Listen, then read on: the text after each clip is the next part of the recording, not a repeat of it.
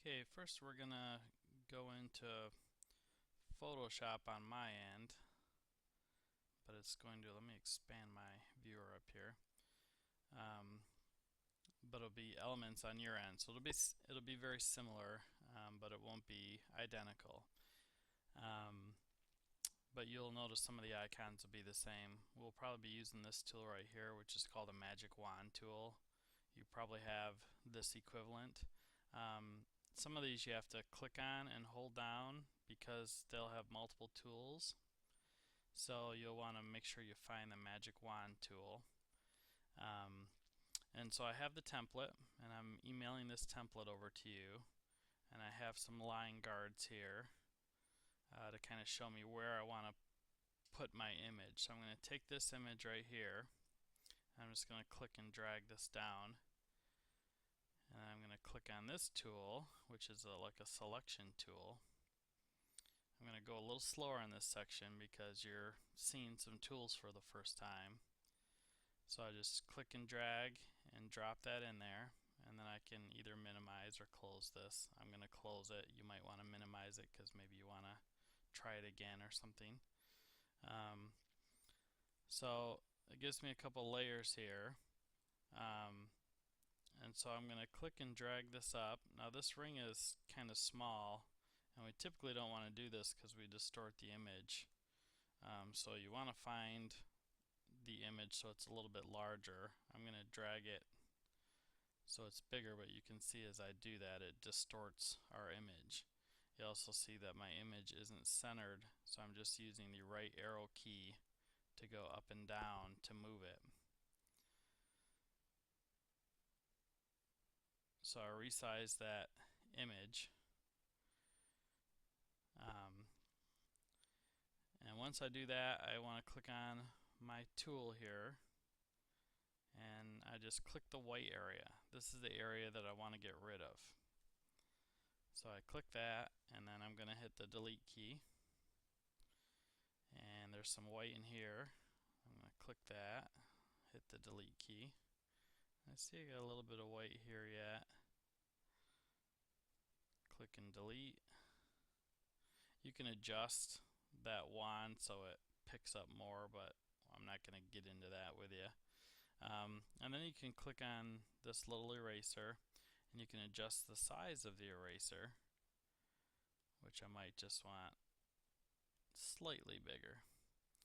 And I'm going to zoom in on this section right here. You can see just my normal tools here. You can play around with the tools a little bit. I'm just going to edit that white section out. And I noticed down here at the bottom there is a little bit of a shadow, and we could actually leave that because it kind of blends in, but there's a little bit too much up here, and I'm essentially just clicking the mouse and holding it down, and then I'm moving over it. So that's what I'm doing. It's pretty simple to do.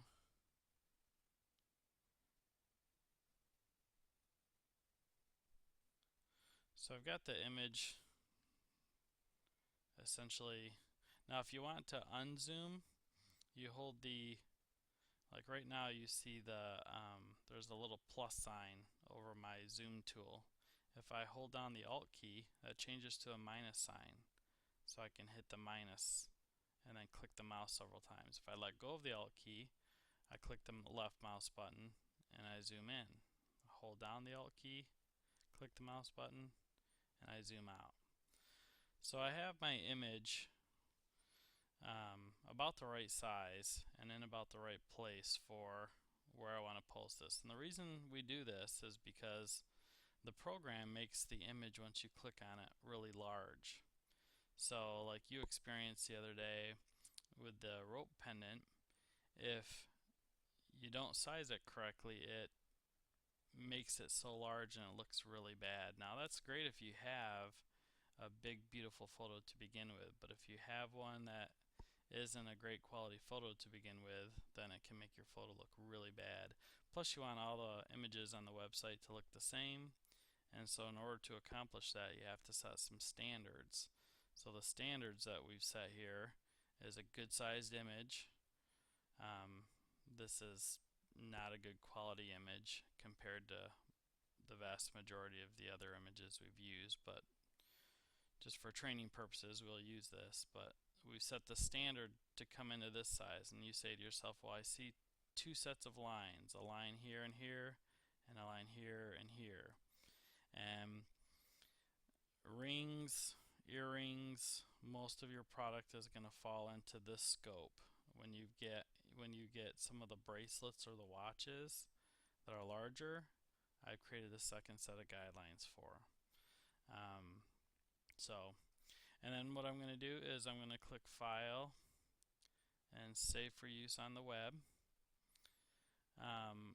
Once I click on Save for Use on the Web, I can adjust my size. Typically, JPEG is what you want. Size you can have high. If you have it normal, you can see it's 87 kilobytes, which is pretty big. You want images to load fast. If I go down to very high, that's going to drop all the way down to 39 kilobytes to load that image, which is pretty small. If I go down to high, that drops to 26. And you can see the quality hasn't really changed that much. So we'll stick with high. So I've taken an 87 kilobyte image and dropped it down to 26 without much noticeable change. And then you hit save.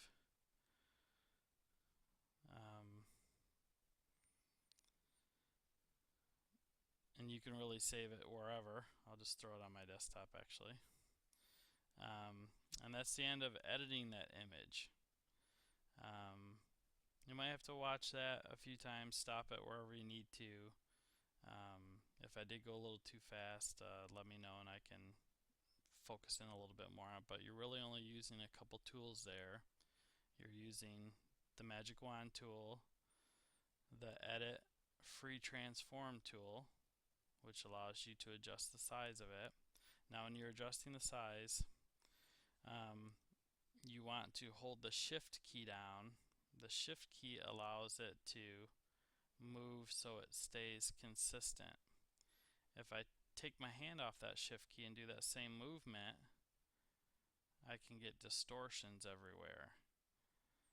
Now watch this. If I hold the Shift key down, it automatically makes everything symmetrical. So you wanna, I realized I forgot to do that when I was doing the training on this one. So you'll want to hold the Shift key down when you make those adjustments. After you've adjusted this to the size you want, you just click on this and hit apply, and it changes the size of it. And typically what we want to do is our image is going to be larger and we want to edit free transform it down smaller. So that means we have a much higher quality image to work with. And then we use our Magic Wand tool like we already showed, where you just click on the white areas that you want to get rid of. And then we'll use our zoom tool, zooming in and out. Regular click zooms you in. The Alt key plus a click zooms you out.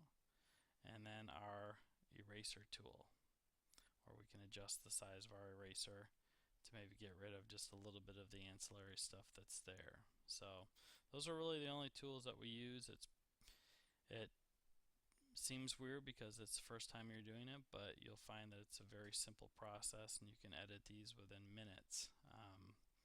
And the background that I chose really helps with that, because if there are little specks of white or gray here or there that surround an image, this background is really good at hiding it. So now we'll move on to how do we put this image into the actual website.